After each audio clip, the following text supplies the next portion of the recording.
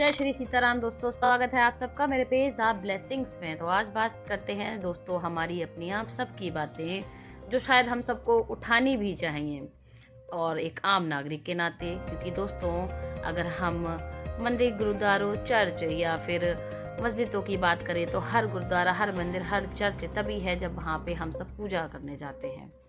और इसी तरह हम अगर बात करें, इस दुनिया की भी बात करें तो कहते हैं ना, चांद तारे पृथ्वी आकाश ये सब कुछ है, हम देख रहे हैं तो हमें पता है ये दुनिया, हम नहीं है तो हमको क्या पता क्या इसका अस्तित्व है।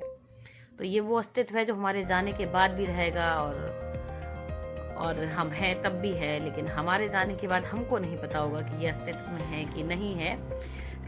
फिर इसी तरह बात करते हैं दोस्तों शासन तंत्र की, जिसको बनाने वाले हम और आप ही हैं। हम और आप ही हैं जो गुलामियों में रहना स्वीकार करते हैं, और हम आप ही हैं जो गुलामियों में को अस्वीकार करते हैं, उसके प्रति अपनी आवाज़ उठाते हैं। तो कहीं ना कहीं जो नोएडा में हुआ था उसके प्रति हमारी आपकी भी जवाबदेही बनती है।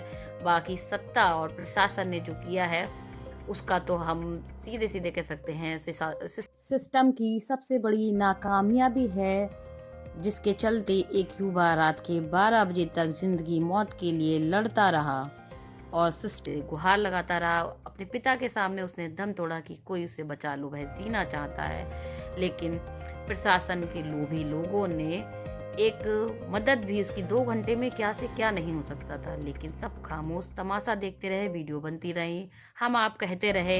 यहाँ तक कि वही है ना कि अगले दिन और कई दिन तक ये न्यूज़ खबर चली रही है। न्यूज़ पिंस वाले लोगों ने काफ़ी ज़्यादा इसको उठाया भी, सच्चाई भी दिखाई, लेकिन इस खबर का क्या फ़ायदा कि हम आप इस चीज़ में उतनी सहभागिता ही नहीं दिखा रहे। हम लोग सरकारों को बनाता कौन है? हम और आप बनाते हैं। तो इस पर क्या दबाव डालने का काम हमारा आपका नहीं होता है कि अगर हमारे आसपास कहीं कोई गड्ढे खुदे हुए हैं, कोई काम हुआ है, वहाँ पे कुछ नहीं लगा है, तो हम उस चीज़ के लिए आवाज़ उठाएं, एकता दिखाएं।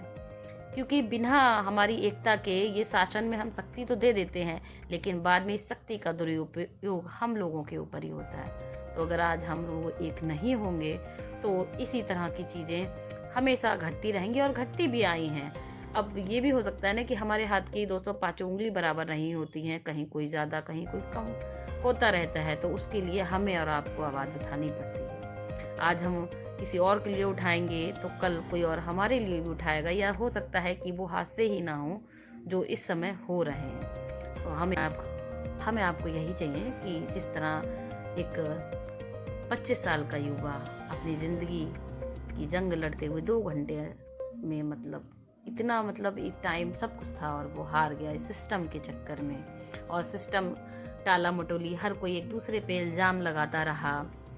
तो कहीं ना कहीं जो सिस्टम की नाकामयाबी है उन नेताओं की और उन प्रशासनिक कर्मचारियों की, जिनने इस तरह की इसमें संवेदनहीनता दिखाई है, जो शायद देश को स्वीकार्य नहीं, और इस पे कार्रवाई तो होनी चाहिए। यहाँ तक कि मैं सस्पेंड नहीं कहूँगी कि लोग सस्पेंड होने चाहिए, या इस पे तो होना चाहिए कि उनको सीधे सीधे उनकी जो जॉब है उसे से ही पूरा निष्कासित कर देना चाहिए, छीन लेनी चाहिए वो नौकरी जो आपको जनता की सेवा के लिए मिलती है और आप उसी में नाकामयाब हो जाते हैं। तो इसी के साथ जय हिंद, जय भारत माता की दोस्तों।